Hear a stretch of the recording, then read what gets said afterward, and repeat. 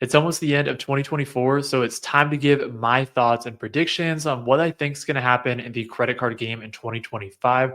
And obviously, I'm no crystal ball, so I have no idea what's actually going to happen, but it's always fun to make my predictions. So let's hop right into the video. My first prediction for 2025 is that Wells Fargo is just going to continue to get more competitive as a credit card issuer. In order to give some context to this prediction, let's first get into what Wells Fargo did in 2024. Okay, so I have this first article pulled up, which was an article detailing a lot of the changes that Wells Fargo made this year.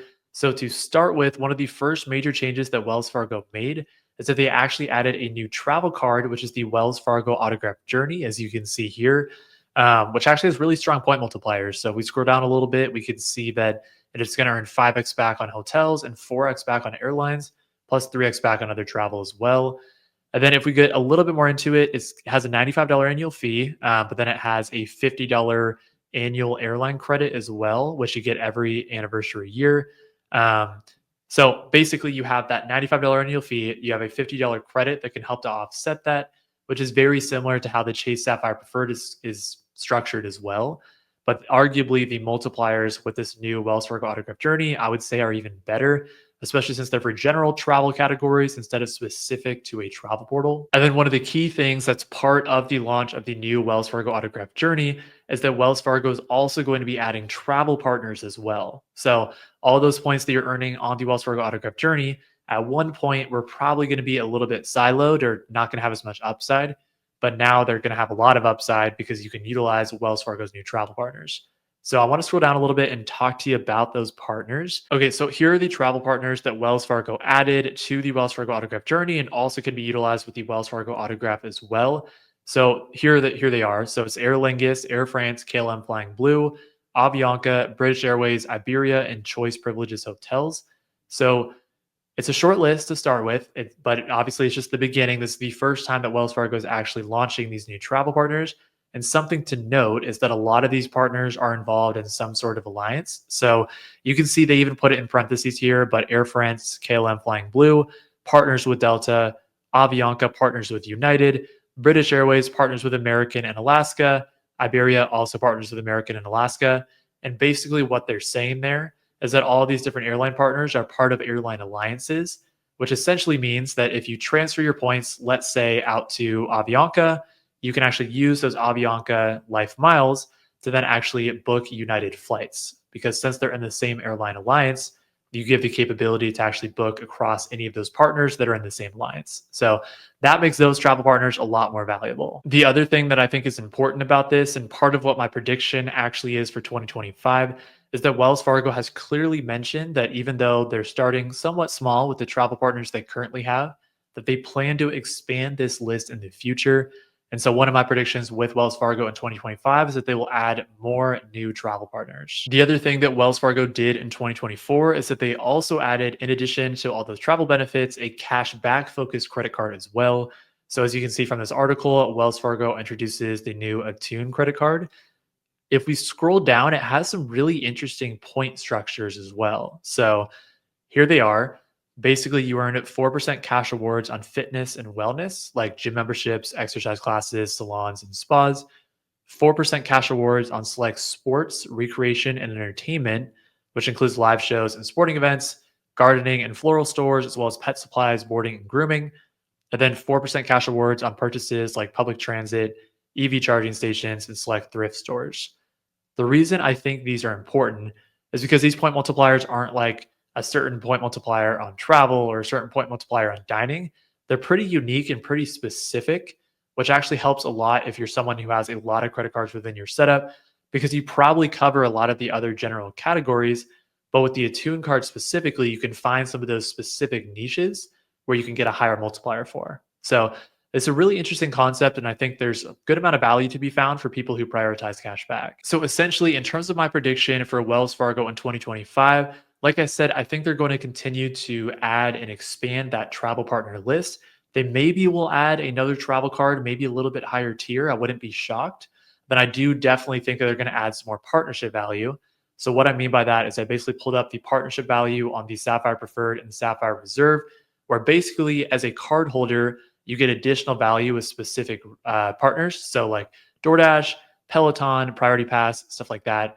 I wouldn't be surprised if Wells Fargo adds something like Lyft or Uber or something like that, where basically any cardholder of like the Wells Fargo autograph journey gets some added value through one of their partners. The next prediction that I have for 2025 is that annual fees and welcome offers are going to continue to increase on Amex credit cards. Obviously, I understand this isn't like groundbreaking by any means. It's not like I'm shattering the earth with this new revelation or anything like that. But I do have very good reason to believe for why this is going to continue to happen.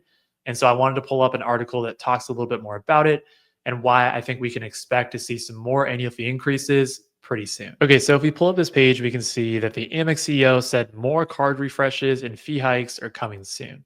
If we dive a little bit more into it, we can see right here that American Express previously promised investors that they will revamp 40 of its credit card products throughout 2024. On Friday, Amex CEO reiterated that goal, even after raising annual fees on nearly the entire suite of Delta co-branded cards and Hilton Small Business Card earlier this year. They obviously also refreshed more of the Hilton cards later in the year and the Amex Gold card. More moves are in the pipeline. Refreshes really do help to drive demand. It drives awareness and it drives more engagement with existing cardholders. It's been a strategy that has worked very, very well for us. And so essentially, what I'm getting from all of that is there's no reason if they're having good demand and engagement, even if us as credit card fanatics don't love a lot of the changes, especially with like the Amex Gold or even some of the Hilton cards and stuff like that, they will continue to do so as long as their numbers remain intact in terms of the engagement they're getting from these refreshes. People who aren't as in tune to some of the credit card world stuff probably just see some of these refreshes and how American Express is marketing the changes as a positive thing. So, especially since the Amex CEO has also made comments like in Mexico, the Amex Platinum, the annual fee is closer to $1,000. Here it's only $695. So, I wouldn't be shocked at all if the Platinum card is next up in terms of the increase from 695 maybe to like 800. And I could see that happening on the horizon sometime in 2025. Even with those annual fee increases, though, I expect welcome offers to also increase. So it's not all negative. Typically, with American Express, those standard public welcome offers are usually not the best. So I expect some of those more targeted offers that sometimes you need to find through referrals to continue to get stronger. Okay, so my third prediction for 2025 is that there will be more Hyatt devaluations in terms of the categories within the properties continuing to increase. So we need to go back to 2024 to have a good context and understanding of this.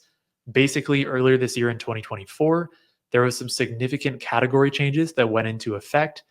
So, just to take a step back as well, in terms of categories, essentially how Hyatt properties are ranked, as there's category 1 through category 8 properties. With those categories, the lower the category is, the lower amount of points that you need to book it, and typically the lower that the cash rate is as well. And then typically it's going to be a more luxurious property the more that you go up. So, those category 7 and category 8 properties are where it costs a lot more to book in terms of cash and also the points. So, basically, if we take a look at this article and what happened in 2024, about 137 Hyatt properties got higher award categories, and then 46 of them shifted to a lower award category.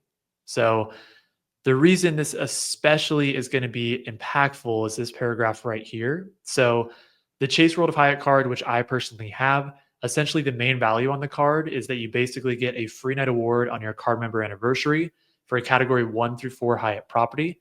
And so basically what that means is if the category is above 4, you have no ability to book it. It has to be category 4 or lower. So this paragraph, basically what it's showing is a couple properties. So the Grand Hyatt in San Diego used to be a great use of that category 1 through 4 certificate, but now it's going to be category 5. So now we can't book it anymore. And then the same thing is going to be the case for the Andaz Bali, which also goes up to category 5. So in terms of my prediction, this is what happened in 2024. Hyatt has been a sweet spot in the credit card game for a long time in terms of the point values just being much, much higher, and especially very high in comparison to competitors like Hilton and Marriott. And so if I'm Hyatt, there's no reason why making some of these devaluations, still the value is really high. And I don't see why they wouldn't continue to do it, if I'm being honest. Obviously, I hope they don't. It would benefit all of us if they dropped everything down and everything was a lower category. But I do expect that the categories are going to continue to increase. So I wouldn't be surprised to see another batch of categories change hands sometime in 2025, with a lot of those categories shifting upwards. Okay, my fourth prediction for 2025 is that airport lounge networks are going to continue to expand. So I'm going to break down each of these specific major airport lounge networks and the new lounges that we can expect to see. We're going to start with American Express because their lounge network has the most breadth in terms of the most amount of locations, US and international. So in terms of 2025 and how they're going to expand, we have this article right here, which basically talks about their 16,000 square foot Centurion Lounge that's opening at the Salt Lake City International Airport. So sounds like this is going to be awesome. I mean, if you dive a little bit deeper into what's going to be going on here, you obviously have meals, outdoor terrace, view of the mountains, full bar with alcoholic and now non-alcoholic options, full service coffee bar, local roasters for the coffee beans, dedicated wellness room, and other amenities as well. In addition to that, not only in Salt Lake City, but I want to scroll down a little bit. And another part of this article right here is basically talking about their expansion internationally too. So obviously domestically, you have this new Salt Lake City lounge that's going to be massive and it's going to be a great option for people who fly out of that airport. But then also they're going to have a new lounge in Tokyo. So as you can see in 2025, this is going to be opened. And then even going beyond that, there's going to be new Centurion lounges at the Newark Airport in New Jersey in 2026. And I wouldn't be surprised to see more lounges that are at least slated to open. Probably 2026 would be the earliest if they're announced, but I wouldn't be surprised to see more announced, especially with the expansion of other lounge networks at the same time. Okay, next up, we have Capital One, which as you can see, Capital One right now, their lounge locations are in DC, Dallas, and Denver, but they are continuing to expand and they're still relatively early in their, I guess, lounge network journey because they were just launched a couple years ago anyways. But as you can see in terms of what's happening in 2025, there's going to be a new Capital One lounging in LaGuardia that's going to open in 2025. If we scroll up a little bit, we can see there's going to be two new lounges in New York, with one of them being in JFK. And there's also going to be an 8,000 square foot Capital One lounge that's going to be in Las Vegas as well. So at the very minimum, you're going to get Las Vegas and New York that are launched in 2025 for Capital One. But I do think there's a possibility that more are going to be at least announced and then probably built out in 2026 too. If we go over to Chase, so the Chase Sapphire Lounge locations, this is arguably where there's going to be the most amount of change next year. So I highlighted the beginning of this article, but essentially as of filming this video, that's literally today, a new airport lounge location for a Chase Sapphire Lounge is opening in San Diego, which I've seen looks really awesome. So that should be a great option for people there. And then there's also going to be a new Chase Sapphire Lounges that are launched in Phoenix, already launched in Phoenix, and then new lounges in Philadelphia, Las Vegas, and LA that are going to come in the beginning of 2025. So there's a lot of movement with the Chase Sapphire Lounges. Today is San Diego, and then again, early 2025, we're going to see Philadelphia, Vegas, and LA as well. Finally, my last credit card prediction for 2025 is that Citi will finally announce a luxury premium travel credit card. I know this has been floated around for a lot and it still hasn't happened. So I can understand why some of you might be shaking your head like this guy's crazy. It's not happening. But there are a couple of reasons why I think this could be the case. This is probably the prediction I'm least confident on, but I do think there's a possibility it happens. And there's a couple of reasons why I think that. So let's get into it. So in order to add some context to a new Citi premium travel card being launched, I think it's going to be important to go back to when the last Citi premium travel card even existed, which was back in 2019. Technically, it still exists now, but it's been discontinued. So if we scroll up to the top, obviously you can see it's no longer available for new applicants, but people who had it before the discontinuation can still technically keep it. But if we scroll down a little bit, the Citi Prestige benefits. So as I mentioned, in 2019 is when a lot of these perks were devalued in terms of travel protections on the Citi Premium card. And this is essentially how the Citi Prestige card looked. It honestly was pretty valuable. So to start with, the fourth night free benefit, essentially what this means, I'll highlight this paragraph right here, but Citi would pay for the fourth night of your stay for any hotel that you book through the Citi travel portal. So you can only use this benefit twice per calendar year. But if you think about it, the annual fee, I believe, was like $425 or something like that on the Prestige. If you're getting 2 free nights per year, you can easily get to that annual fee just with those 2 nights. This especially works really well for people who are like in consulting or have work trips where they travel out a lot to clients or in sales or whatever. Because if you spend 4 nights in another city, just book through the city travel portal and you get that fourth night free, completely booked. So, I mean, sorry, you get that fourth night completely free. So, essentially, what that means is, let's say that that room was like $200 to $300 or something like that. If you're getting two of those per year, you're getting over the annual fee probably just from that benefit. In addition to that, though, you also got a $250 travel credit, as you can see there, and then global entry statement credit and other benefits like that. So now in terms of why I think that Citi could announce that premium travel card sometime in 2025, I know that's been floated around for a long time, but it hasn't actually happened, is because of the rebranding. So as you read this article, it says City Premier rebrands as the City Strata Premier and changes very little else. So on the surface, it's like, all right, probably nothing happened with my card. Why do I even care? Should I even pay attention to this? Well, let's get into it because I think there's a reason to pay attention. So the biggest thing, first of all, is that the City Premier card was rebranded to the City Strata Premier. The reason I think that could be something there is because a rebranding, like if you're City and let's say you were going to launch a premium travel card, would you want it to be consistent with some of the other credit cards in your portfolio? So maybe they're thinking City Strata Elite is going to be the name of their premium card. And so they want to follow that same naming convention across their portfolio. So they renamed the Premier to the Strata Premier. That's a possibility. But another thing that I think is pretty significant, let's scroll down to it here, is going to be right here. They're reintroducing new travel protections. Again, when I went over the City Prestige, you saw City has not had this since like 2019.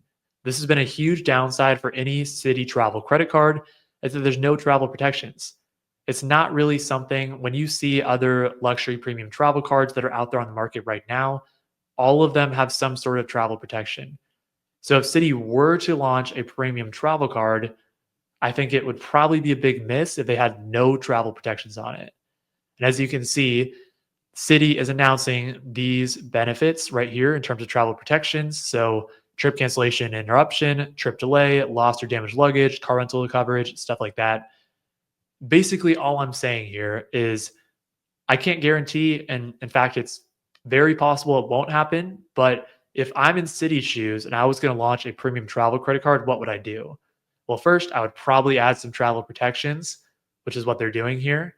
I would maybe want to have some consistency in the branding of the cards, which is also what they did to change the branding of the City Premier to the City Strata Premier.